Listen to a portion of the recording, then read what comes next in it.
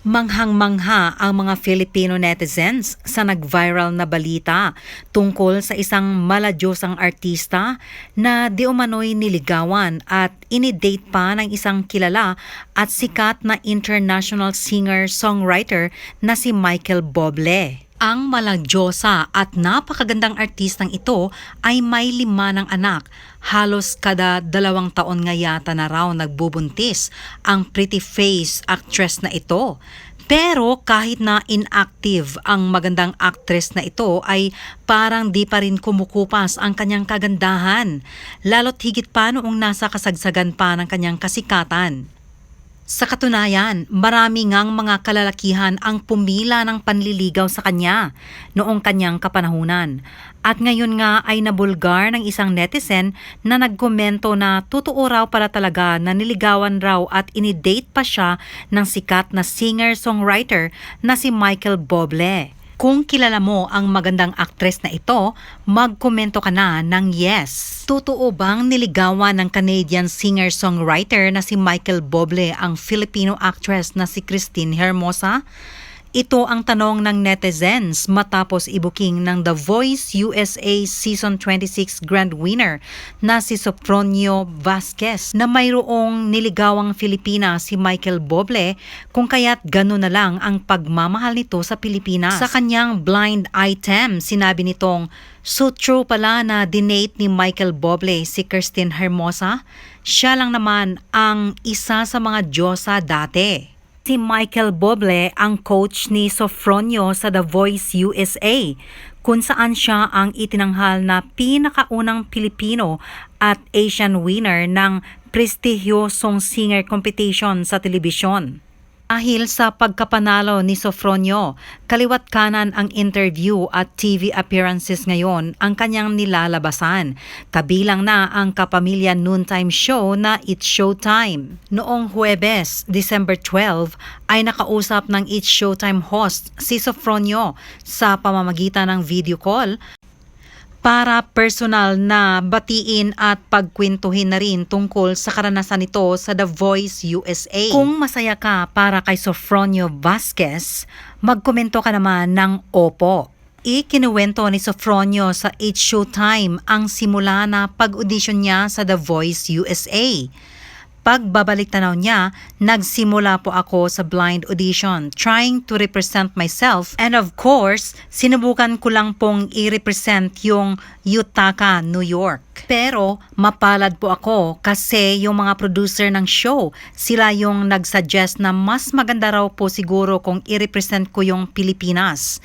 Kasi hindi po sila nagkaroon ng Filipino-blooded and full-born and race. So, tinuloy ko po yon. And dahan-dahan po naming pinaghirapan yon. Malaking bagay raw kay Sofronio ang napili niyang coach sa The Voice USA na si Michael Bublé. Bukod sa pagiging coach nito, nagkakasundo rin daw sila sa ilang bagay katulad ng pagmamahal nila sa bansang Pilipinas. Bagamat walang dugong Pinoy si Michael ay mahal daw nito ang Pilipinas dahil sa pagkakaroon niya rito ng kaibigan at dating nakadate na Pinay. Ani Sofronio, masaya po ako na along the way sincere at totoong pagmamahal yung galing kay Michael Bublé para sa Pilipinas. Shinare po niya na mayroon po siyang deep connection sa Pilipinas kasi kumpare niya raw po si Martin Rivera. At meron daw po siyang nakadate na kilala nating lahat na diyosa sa atin. Dahil sa revelasyon na ito ni Sofronio, maraming mga netizens ang napaisip kung sino nga ba talaga ang Pinay na niligawan ng Canadian singer. Sa Reddit, kanya-kanyang hula ang netizens hanggang sa may nag-post tungkol sa aniyay nakaraan ni na Michael Bublé at Christine Hermosa. Saad pa sa post ng nasabing netizen, published as is, Sofronio Vasquez blind item. So true pala na dinate ni Michael Bublé si Christine Hermosa? Siya lang naman ang isa sa mga diyosa dati. Komento rito ng isa pang netizen, Parang nabalita na yon dati. Nakilala ni Michael si Christine after ng concert niya dito.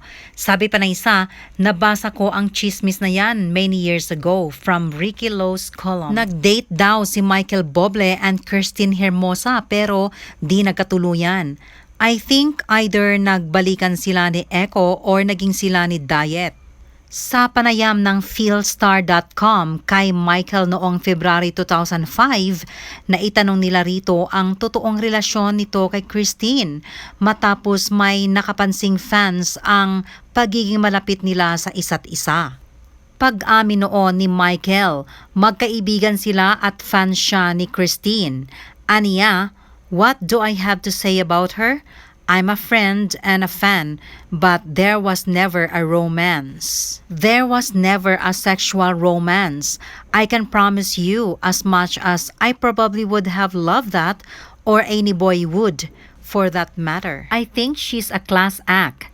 It's hard, because she's a celebrity there and people have their own ideas about her and this or that.